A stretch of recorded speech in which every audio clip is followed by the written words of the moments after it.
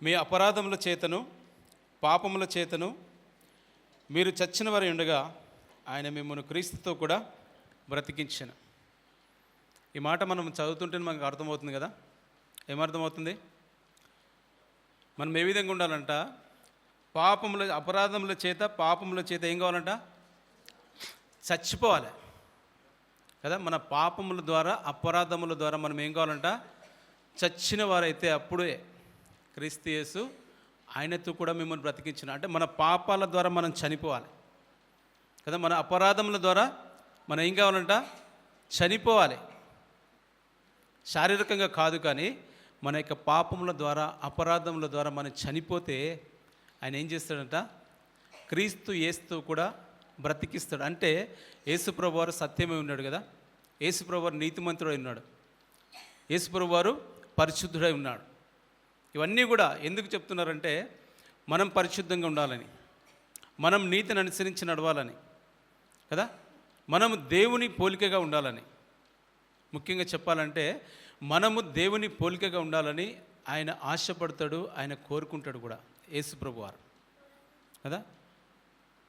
కింది వచనంలో మనం చూస్తాం ఏ విధంగా అంటే ఆయన ఆ యొక్క సింహాసనం మీద ఉండడానికి కూడా ఇష్టపడలేదు. ఎందుకంటే నీ కోసం నా కోసం కదా, నా పాపాల కోసం నీ పాపాల కోసం ఆయన సిలువలో తన ప్రాణాన్ని పణంగా పెట్టాడు, దారగా పోసాడు కదా. ఇక్కడ ఏమంటే మీ అపరాధముల చేతను పాపముల చేతను మీరు చచ్చిన వారై ఉండగా ఆయన మిమ్మల్ని క్రీస్తుతో కూడా బ్రతికించిన. మన అపరాధముల ద్వారా మనం చనిపోవాలి, మన పాపముల ద్వారా మనం చనిపోవాలి. మన యొక్క నోటి నుంచి వచ్చే మన యొక్క బూతుల ద్వారా మనం చనిపోవాలి. అంటే బూతులు మన నోటి నుంచి రాకూడదు కదా. ఏ విధంగా కూడా దేవునికి వ్యతిరేకమైన మాటలు మన నోటి నుంచి ఒకవేళ వస్తే ఆ విధంగా చనిపోవాలి. అంటే మాట పరంగా చనిపోవాలి. యేసుప్రభు వారిని మనము అంగీకరించినప్పుడు ఆయనను మనం ఏం చేస్తామంట? ధరించుకుంటాం కదా. యేసుక్రీస్తుని మనము ఏం చేస్తామంట? ధరించుకుంటాం. అంటే ఆయననే ధరించుకుంటాం. కాబట్టి ఆయనలాగా మనం ఉండడానికి ప్రయత్నం చేయాలి కదా. ఏ విధంగా అంటే మనం ఈ మామూలుగా వారం వారం పాట పాడుకుంటూనే ఉంటాం కదా. ఏ విధంగా అంటే అపరాధిని యేసయ్య కృప చూపి బ్రోవమయ్య, అపరాధిని యేసయ్య కృప చూపి బ్రోవమయ్య, అపరాధిని యేసయ్య కృప చూపి బ్రోవమయ్యా, నెపమేంచకయని కృపలో నెపమేంచకయని కృపలో అపరాధములను క్షమించు, అపరాధములను క్షమించు, అపరాధిని యేసయ్యా కృప చూపి బ్రోవమయ్యా.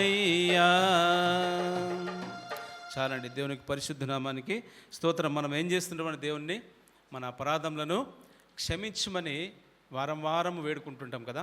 అనగా ఆయనకు బలను ఆశ్రయించినప్పుడు, ఆయన బలలో చేవేసినప్పుడు మనం ఏం చేస్తాం? మా అపరాధములను క్షమించు, మా పాపములను తీసివేయి. ఆ విధంగా ఉంటేనే మనము బలలో చేయి వేయగలం, లేకపోతే బలలో చెయ్యి వెయ్యలేం కదా. మన అపరాధముల ద్వారా మన పాపముల ద్వారా మన చనిపోతేనే దేవుని యొక్క బలలో చేయి వేయాలి. మన మురికంతా అలాగ పెట్టుకొని దేవుని బలలో చేయి వేస్తే కాదు కదా. ఎంత మాత్రం దేవుడు అంగీకరిస్తాడంటాడా? అంగీకరింపడు కదా. దేవుడు అలాంటి దేవుని మనము కలిగి ఉన్నాం కదా. మీ అపరాధముల చేతను పాపముల చేతను మీరు చచ్చిన వారి ఉండగా ఆయన మిమ్మల్ని క్రీస్తుతో కూడా బ్రతికించెను. మన అపరాధముల ద్వారా చావాలి కదా. ఇంకొకటి మన పాపముల ద్వారా మనం చనిపోవాలి. మన యొక్క చెడు తలంపుల ద్వారా మనం చనిపోవాలి, మన చెడు చూపుల ద్వారా చనిపోవాలి కదా. మన యొక్క నోటి నుంచి వచ్చే దేవునికి వ్యతిరేకమైన ఏ మాట ద్వారా ఆ యొక్క విషయంలో కూడా మనము చనిపోవాలి. అప్పుడు ఆ విధంగా చనిపోతే దేవుడు మనలను బ్రతికించడానికి సిద్ధంగా ఉంటాడు కదా. కింది వచనంలో మనం చూసుకుందాం. 2వ వచనం, మీరు వాటిని చేయిచు మండల సంబంధమైన అధిపతిని అనగా అవిధేయులైన వారిని ఇప్పుడు ప్రేరేపించు శక్తికి అధిపతిని అనుసరించి ఈ ప్రపంచ ధర్మము చొప్పున మునుపు నడుచుకుంటిరి. ఏ విధంగా అంటే దేవునికి వ్యతిరేకముగా ఉన్నప్పుడు మనము ఏ విధంగా నడుచుకున్నామంట, మునుపు వాటన్నిటి కూడా మనం చేశాం కదా. మునుపు మనం ఏ విధంగా ఉన్నామంట, మొదటి తిమోతిలో మనం చూస్తాం కదా, మొదటి అధ్యాయము 12వ వచనం అక్కడ చూస్తాం కదా.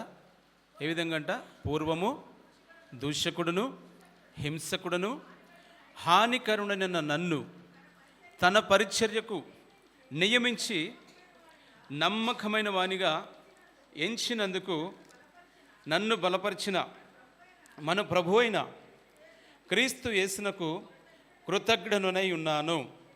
తెలియక అవిశ్వాసము వలన చేసి తిని గనుక కనికరింపబడి తిని.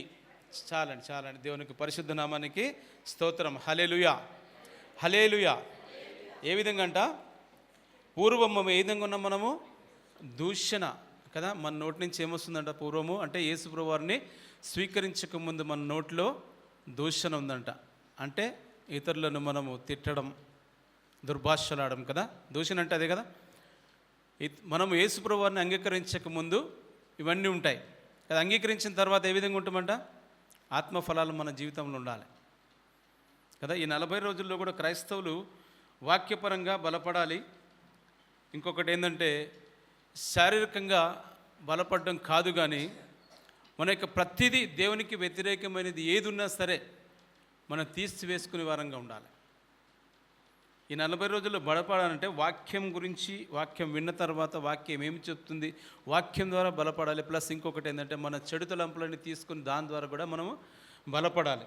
ఇక్కడ ఏమంటాడంటే, పూర్వము దూషకుడను హింసకుడను హానికరుడంట. ఇతరులను మనం హింసించే వారంగా ఉన్నామా?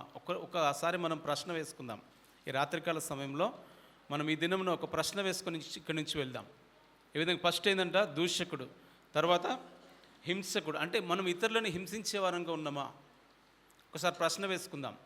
తర్వాత మనం చూస్తే హానికరుడు అంట. ఇతరులకు మనము హాని చేసే వారంగా ఉన్నామా? ఇతరులను దూషించే వారంగా ఉన్నామా? ఇతరులను మనం హింసించే వారంగా ఉన్నామా? ఇతరులకు మనము హానికరంగా ఉన్నామా, మేలుకరంగా ఉన్నామా? తర్వాత మనం చూస్తే ఏమంటే, హానికరుడనైన నన్ను తన పరిచర్యకు నియమించి నమ్మకమైన వానిగా ఎంచినందుకు కదా. మన దేవుడు ఎలాంటి వాడంట, నమ్మకమైన వాడు కదా. మనం ఏ విధంగా ఉంటాం, నమ్మకస్తులుగా ఉండం. అంటే మనం మామూలుగా మన బయట విషయాలు కాదు, కానీ దేవుని పట్ల చెప్తా ఉన్నాను నేను. దేవుని పట్ల మనం ఏ విధంగా ఉన్నామంట, నమ్మకస్తులుగా లేం. ఇక్కడ ఏమంటే, మొదటి దశలోనికి రాసిన పత్రికలో అంటాడు, దేవుడు నమ్మదగినవాడంట. అయితే ప్రభు నమ్మదగినవాడు, ఆయన మిమ్మల్ని స్థిరపరిచి దుష్టత్వము నుండి కాపాడును. చాలండి, దేవునికి పరిశుద్ధ నామానికి స్తోత్రం. ఏ విధంగా అంట, దేవుడు మన పట్ల నమ్మకంగా ఉన్నప్పుడు మనం ఏం చేయాలి, మనం కూడా దేవునికి నమ్మకంగా ఉండాలి. ఆయన ఎందుకు పిలిచాడంటే, నమ్మకమైన పరిచర్యకు పిలిచాడు ఆయన కదా. మనం ఏ విధంగా ఉండాలి, నమ్మకంగా ఉండాలి. తెలియక అవిశ్వాసం వలన చేస్తే గనుక కనికరింపబడితిని అంటాడు కదా. తెలియక చేస్తే దేవుడు కనికరిస్తాడు, తెలిసి చేస్తే ఏముంటుంది, దానికి శిక్షనే ఉంటుంది కదా. తెలిసి చేస్తే కనికరింపబడం, మనం తెలియక చేస్తాడు కాబట్టి ఎవరైనా సరే క్షమిస్తారు, లేదంటే ఇంకో మార్గం చూపిస్తారు. ఇంకో మార్గం అంటే ఏముంది, క్షమించడమే. తెలియక చేసినప్పుడు దాన్ని ఒప్పుకుంటే ఏమంటాడంట, నీకు క్షమాపణ అనేది ఉంటుంది కదా, పాప క్షమాపణ.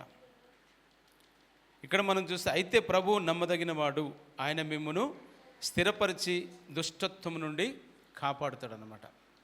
ఎప్పుడంటే మనము నమ్మకంగా దేవుని పట్ల, ఆయన నమ్మకంగా ఉన్నాడు కాబట్టి మనం కూడా ఆయన పట్ల నమ్మకంగా ఉండాలి. అప్పుడు దేవుడు ఖచ్చితంగా నిన్ను నన్ను విడిపించడానికి లేదా క్షమించడానికి మరి దేవుడు సిద్ధంగా ఉంటాడు. ఇక్కడ ఏమంటే, మీరు వాటిని చేయొచ్చు అంటే దేవునికి యొక్క వ్యతిరేకమైన పనులు మనం చేయొచ్చు. వాయుమండల సంబంధమైన అధిపతిని అనగా అవిధేయులైన వారిని ఇప్పుడు ప్రేరేపించు శక్తికి అధిపతిని అనుసరించి ఈ ప్రపంచ ధర్మము చొప్పున మునుపు నడుచుకుంటురి. అంటే ఈ యొక్క యుగ సంబంధమైన ఆ విధంగా మనము నడుచుకుంటున్నామంట. అంటే ప్రపంచ ధర్మము చొప్పున అంటే యుగ సంబంధమైన అని మనం ఫుట్ నోట్లో చూస్తున్నాం కదా.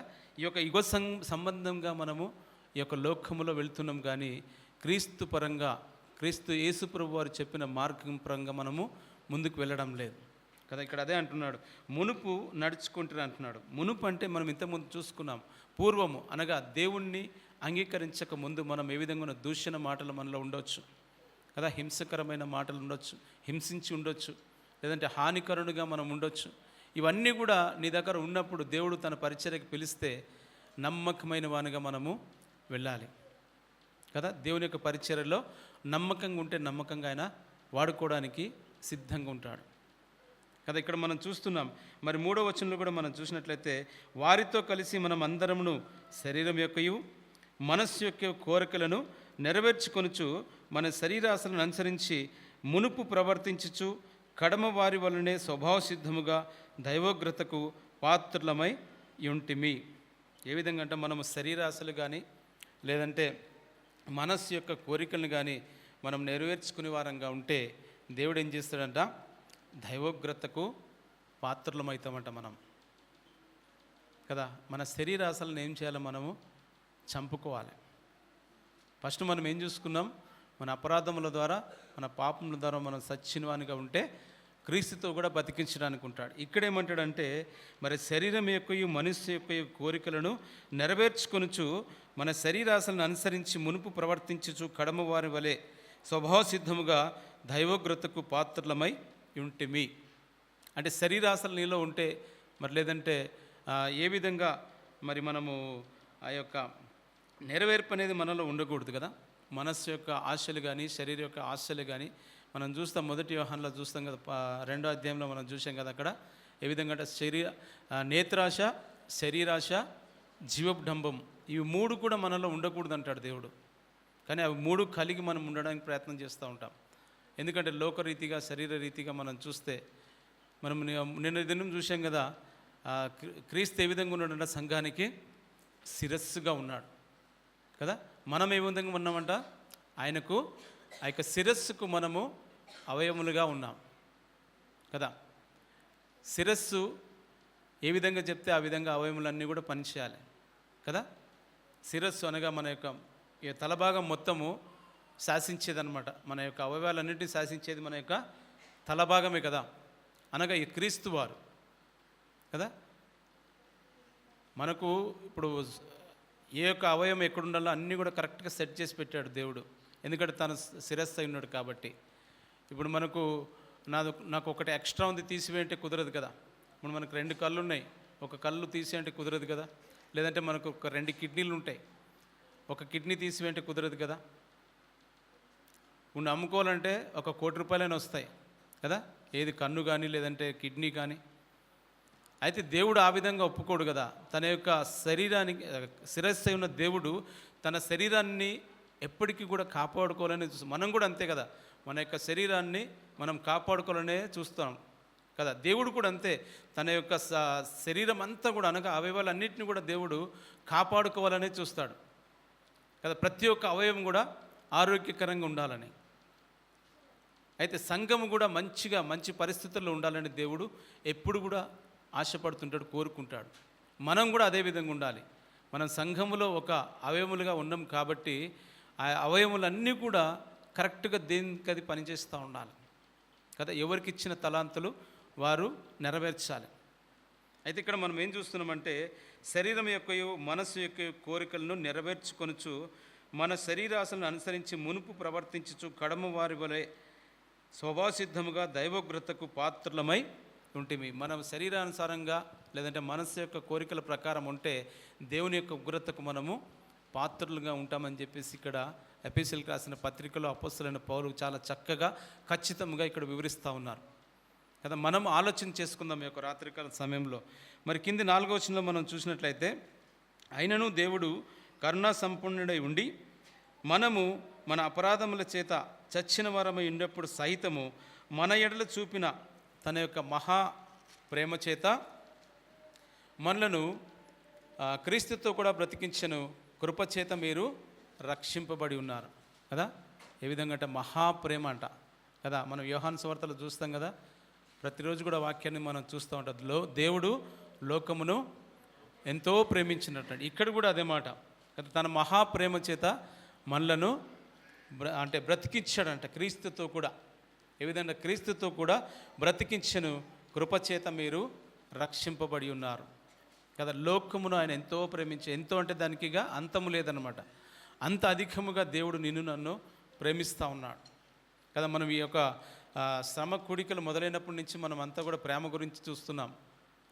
దేవుడు ప్రేమస్వరూపి, దేవుడు ప్రేమై ఉన్నాడు, ఆయన అగాపే ప్రేమగా ఉన్నాడు కదా. ఇక్కడ మనం చూస్తూ ఉన్నాం ఏ విధంగా అంటే తన మహాప్రేమ చేత మనలను క్రీస్తుతో కూడా బ్రతికించెను, కృపచేత మీరు రక్షింపబడి ఉన్నారు. ఇక కృప విషయంకి వస్తే ఆయన ఏ విధంగా ఉన్నాడంట. 136 కీర్తనలో మనం చూస్తే మొదటి వచనం మొదలుకొని ఆఖరి వచనం వరకు, అనగా మొదటి వచనం చివరి 26 వచనాలు ఉంటాయి. ప్రతి ఒక్క మాటకు అక్కడ కృప నిరంతరమును యాడ్ చేస్తాడు కదా. ప్రతి ఒక్క మాటను గురించి కూడా ఆయన కృప నిరంతరము, ఆయన కృప నిరంతరం ప్రతి దినము, ప్రతి నిమిషము, ప్రతి సెకండ్ దేవుని కృప మనకు ఉండనే ఉంటుంది కదా. భూమి కంటే ఆకాశం ఎంత ఉన్నతంగా ఉన్నదో ఆయన యందు భయభక్తులు గలవారి యెడల ఆయన కృప అంత అధికముగా ఉంటుందంట. 103 కీర్తనలో మనం అక్కడ చూస్తాం. ఆయన గుణగణాలను కూడా మనం అక్కడ చూస్తాం. 103 కీర్తన 8 నుంచి సుమారుగా 11 వచనాలు మనం చూసుకున్నట్లయితే ఆయన యొక్క గుణగణాలను మనం చూసుకోవచ్చు. అక్కడ ఏ విధమైన దేవుడు మన పట్ల ఏ విధంగా ఉన్నాడు, మనకు ఏ విధంగా కృపను చూపాడు, ఏ విధంగా కృపనిచ్చాడు. ఒకసారి చదవండి 103 కీర్తన. అమ్మా చదవండి 103 కీర్తన. ఒక్క నిమిషం నేను చెప్తాను. 103 కీర్తన 8వ వచనం నుంచి అనుకుంటున్నా. ఒక్క నిమిషం.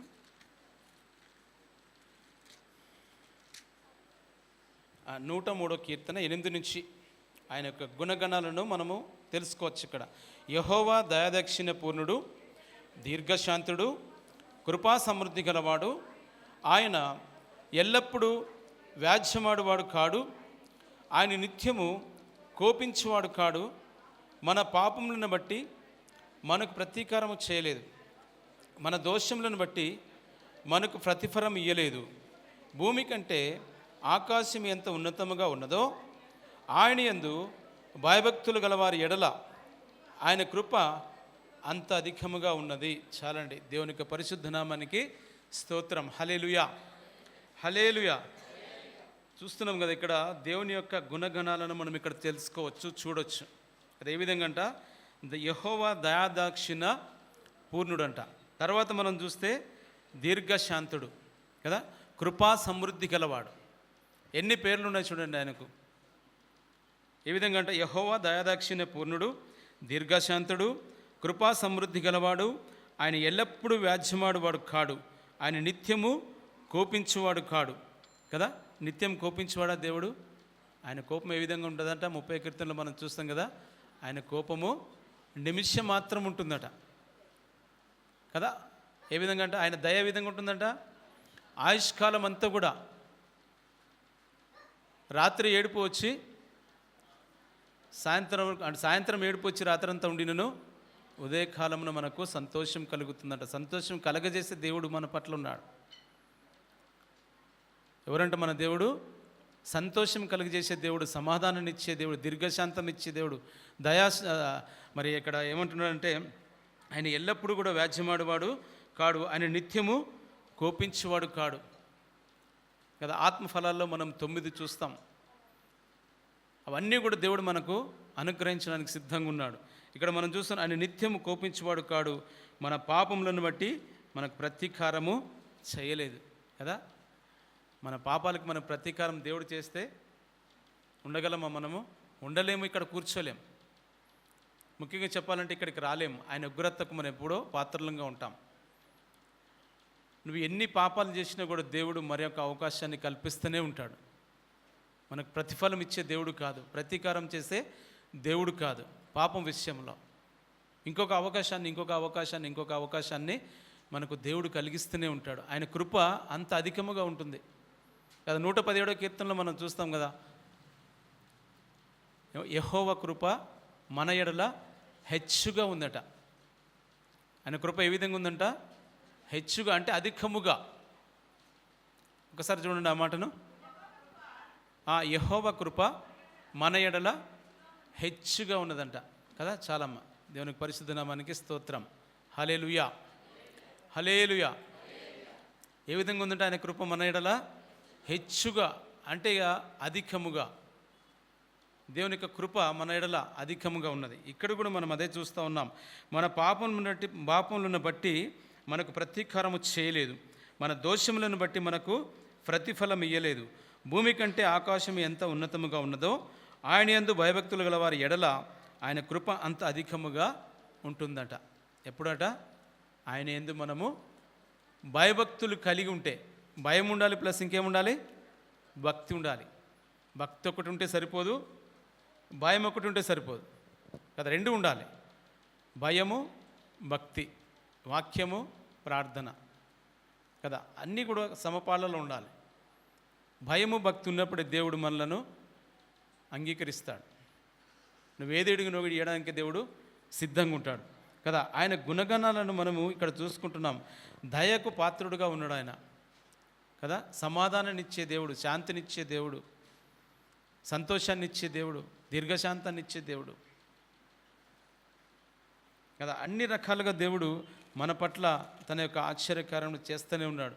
మరి 12వ వచనంలో కూడా మనం చూసినట్లయితే, పడమటికి తూర్పు ఎంత దూరమో ఆయన మన అతిక్రమములను మనకు అంత దూరపరిచి ఉన్నాడట. మన అతిక్రమములు అంటే, అతిక్రమం అంటే ఎదురు మాటలు కదా. అంటే ఆయన ఆజ్ఞ ఇచ్చినప్పుడు మనం దాన్ని అతిక్రమిస్తూ ఉంటాం కదా. ఆ విధంగా ఉండకూడదు అన్నమాట. ఆ విధంగా ఉంటే ఆయన ఇచ్చే ఆశీర్వాదాలు మన మీదికి రావు. పడమటికి తూర్పు ఎంత దూరమో ఆయన మన అతిక్రమములను మనకు అంత దూరపరిచి. మన అతిక్రమములను మనం ఏం చేస్తూ ఉంటామంటే దాచిపెడుతూ ఉంటాం కదా. అట్లా దాచిపెడితే మనం ఏమవుతుందో ఉంటా, వర్ధిల్లం కదా. అతిక్రమములను దాచిపెట్టువాడు వర్ధిల్లడు, వాటిని ఒప్పుకొని విడిచిపెట్టువాడు కనికరం పొందుతాడట. మనం ఎప్పుడైనా దాచిపెట్టే వారంగా ఉండకూడదు. మనం ఏదైనా పాపం చేసినట్టే దేవుని సన్నిధానంలో ఒప్పుకోవాలి, మోకరించి ప్రార్థన చేయాలి. అప్పుడు ఆయన ఏం చేస్తాడంట, వాటన్నిటిని కూడా తీసివేసి మనం ఆయన ఎందుకు కనికరం పొందడానికి అవకాశం ఉంటుంది. అతిక్రమములు అనగా పాపములు చేయని వారు ఎవ్వరు కూడా లోకంలో లేరు కదా.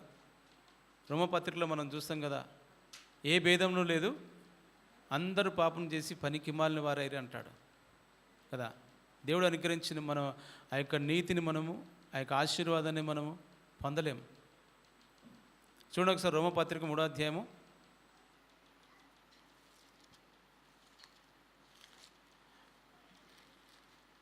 రోమిలకు రాసిన పత్రిక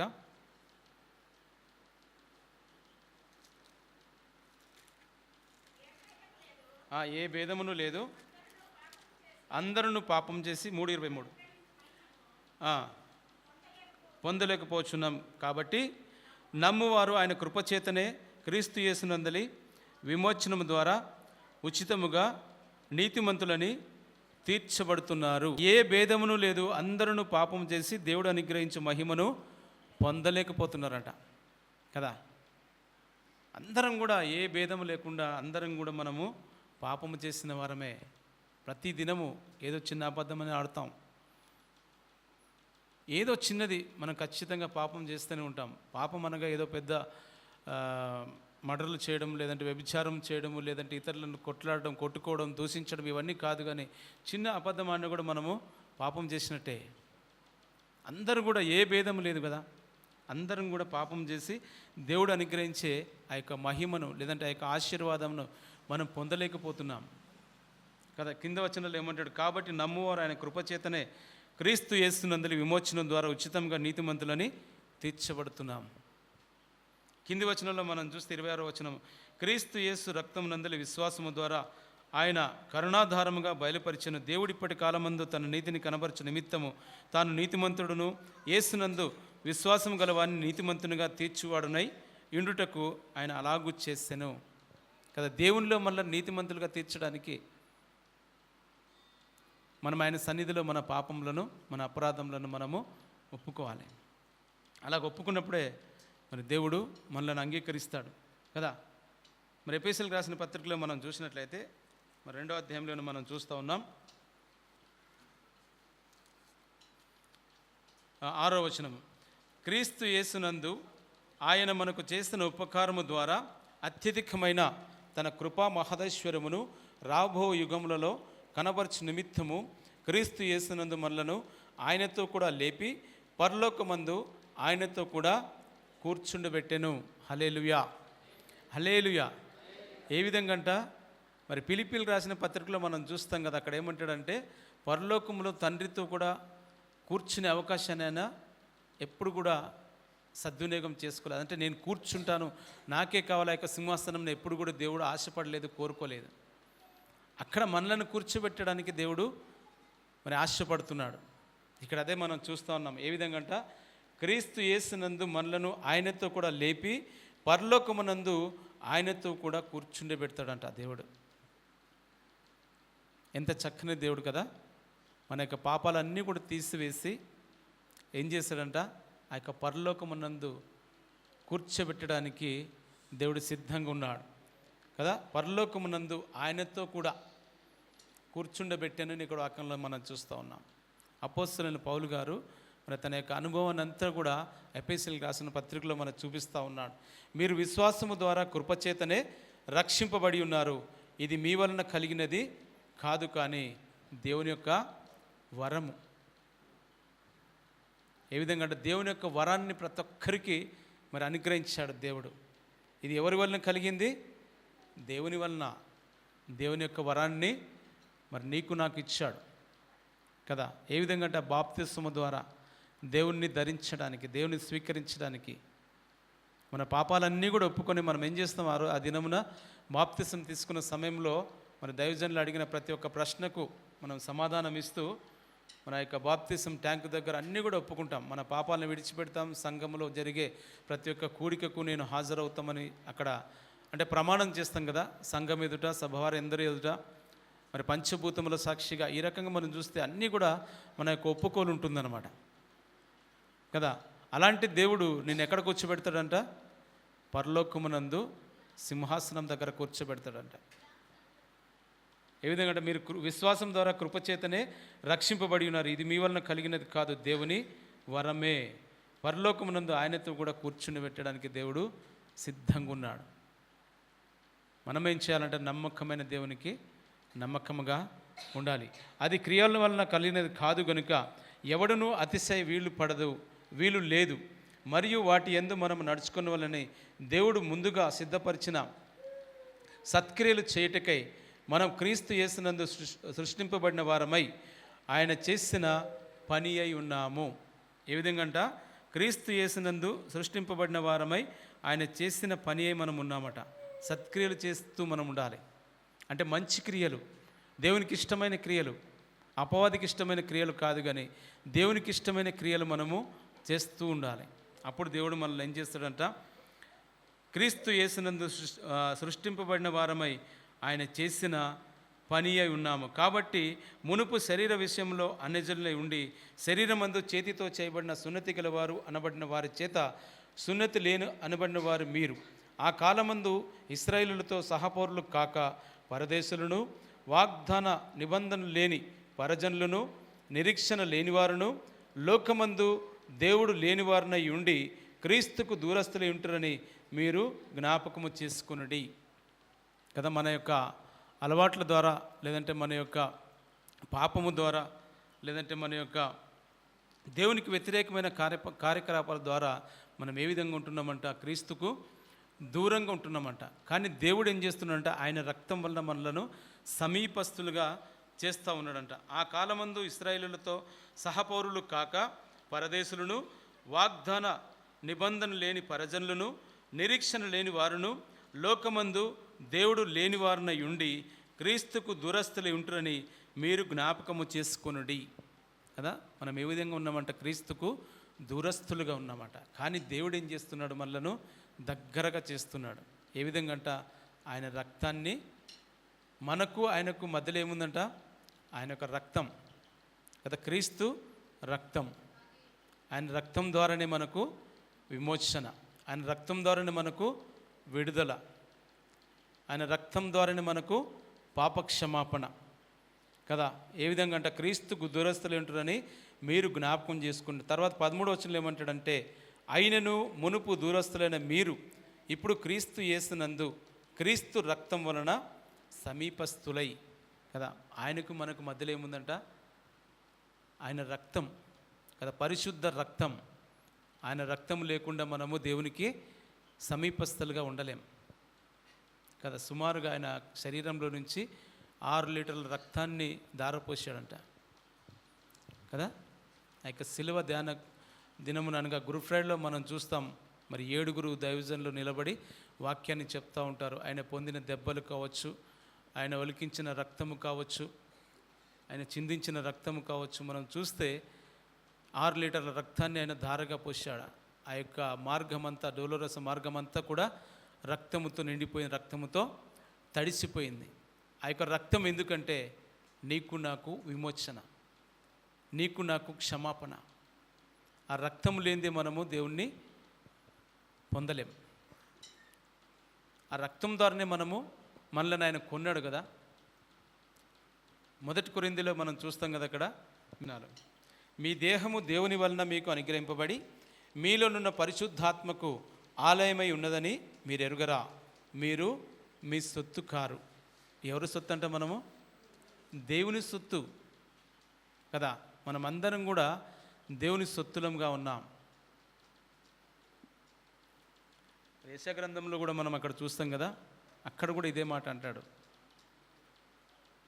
అయితే ఇక్కడ మనం చూస్తున్నాం ఏమైందంటే, మీ దేహము దేవుని వలన మీకు అనుగ్రహింపబడి మీలో ఉన్న పరిశుద్ధాత్మకు ఆలయమై ఉన్నదని మీరు ఎరుగరా అని ఇక్కడ ప్రశ్న వేస్తాం. తర్వాత కింద మనం చూస్తే మీరు మీ సొత్తుకారు అంటాడు. తర్వాత విలువ పెట్టి కొనబడిన వారు గనుక మీ దేహముతో దేవుణ్ణి మహిమపరచుడి. దేవుని యొక్క రక్తం ఏ విధంగా ఉందంట? విలువ కదా. విలువ పెట్టి నిన్ను నన్ను దేవుడు కొన్నాడు.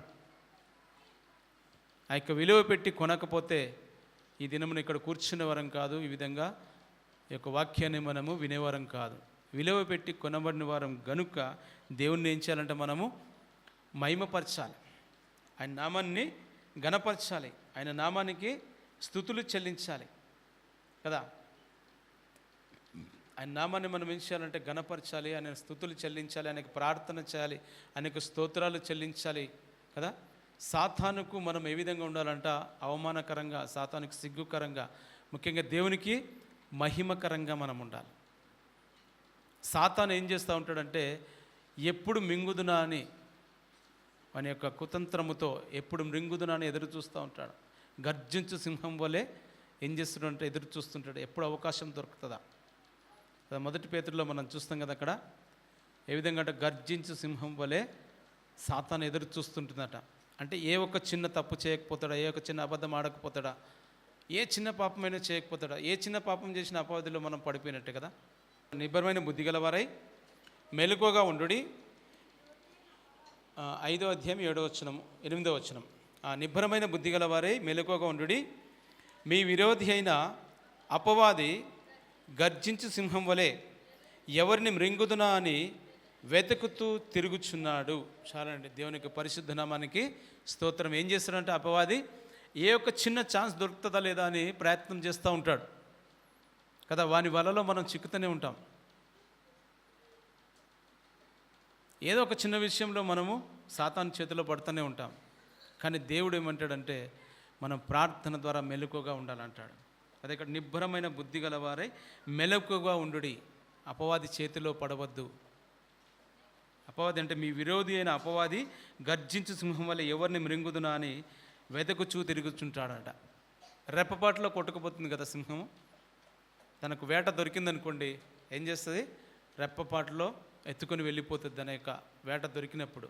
అదేవిధంగా ఈ యొక్క అపవాది కూడా గర్జించు సింహం వలె ఎప్పుడు నాకు వేట దొరుకుతుందా, అంటే ఎప్పుడు తప్పు చేస్తారా, ఎప్పుడు పాపం చేస్తారా, ఎప్పుడు నా వలలో చిక్కుతారా అన్నట్టుగా మన యొక్క అపవాది ఎదురు చూస్తుంటుందట కదా. మనం ఏం చేయాలంట? దేవునికి నమ్మకమైన వారుగా తన పరిచర్యకు నియమించినప్పుడు ఏ విధంగా ఉండాలి? నమ్మకముగా ఉండాలి కదా.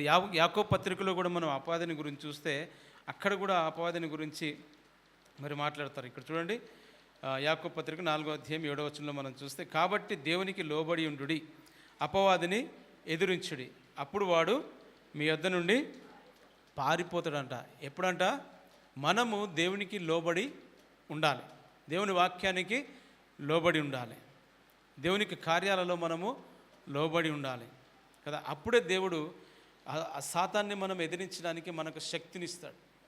ఇక్కడ ఏమంటాడంటే, కాబట్టి దేవునికి లోబడి ఉండుడి, అపవాదిని ఎదిరించుడి, అప్పుడు వాడు మీ యొద్ద నుండి పారిపోవును.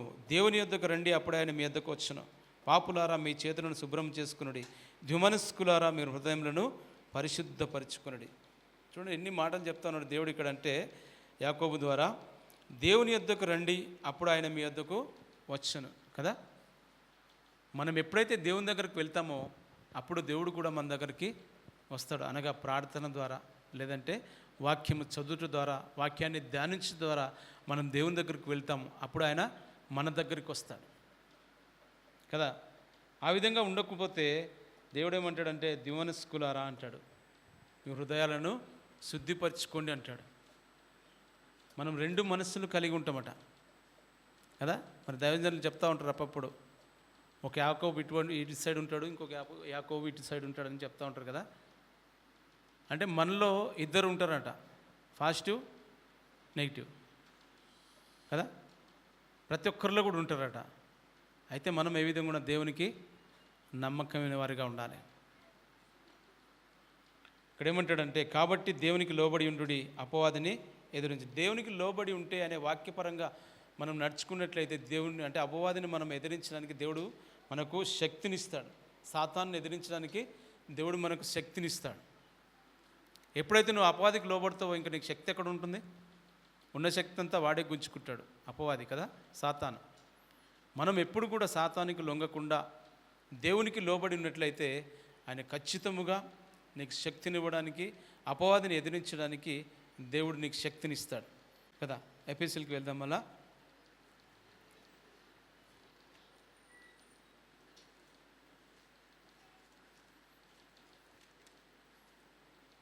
ఆయనను మునుపు దూరస్తులైన మీరు ఇప్పుడు క్రీస్తు యేసునందు క్రీస్తు రక్తం వలన సమీపస్తులై ఉన్నారు.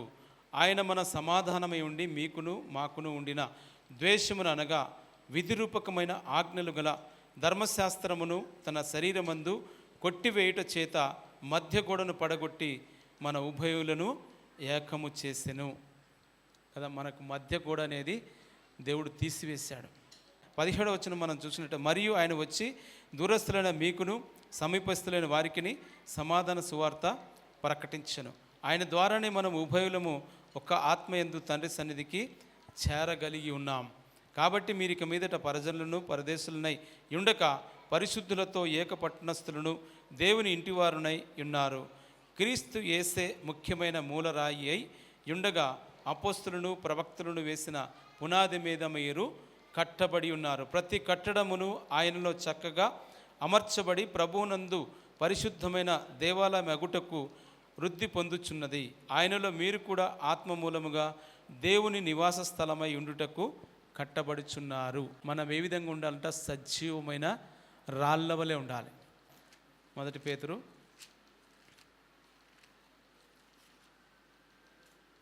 2వ అధ్యాయము 5వ వచనం, యేసుక్రీస్తు ద్వారా దేవునికి అనుకూలములకు ఆత్మ సంబంధమైన బలులు అర్పించుటకు పరిశుద్ధ యాజకులుగా ఉండినట్లు మీరును సజీవమైన రాళ్ళ వలె నుండి ఆత్మ సంబంధమైన మందిరముగా కట్టబడుచున్నారు.